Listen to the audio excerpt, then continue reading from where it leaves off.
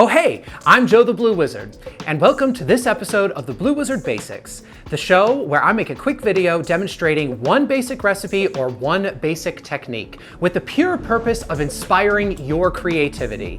Because as any good cook or baker knows, if you know the basics, you can add a little bit of your inspiration in order to make hundreds, if not thousands, of different tasty creations. In today's episode, we're going to be making my recipe for a basic vanilla cake.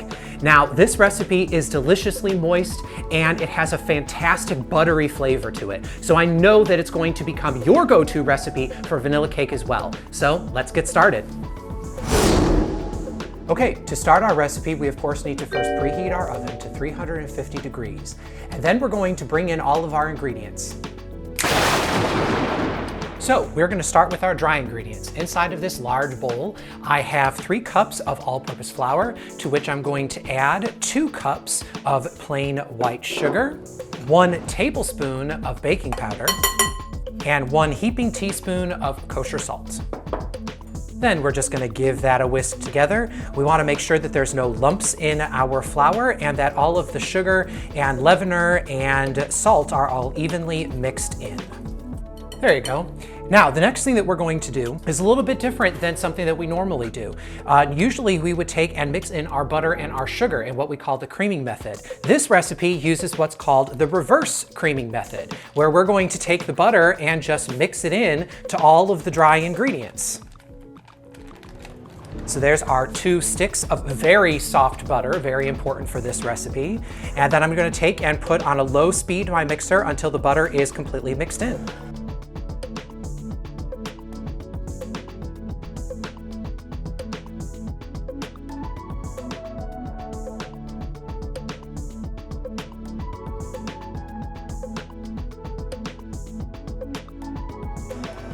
All right, I'd say that's good. What we're looking for here is a nice even mixture with no huge clumps of butter inside of the flour. All right, so now we can start adding in our wet ingredients. Our first wet ingredient is going to be 1 whole cup of non-fat Greek yogurt.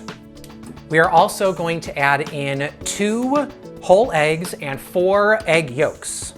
And lastly, 1 tablespoon of vanilla.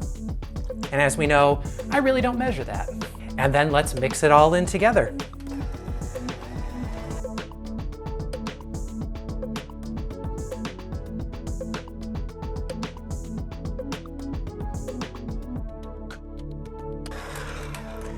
All right, and that's what you're looking for. This batter is nice and thick, which is exactly what you're looking for.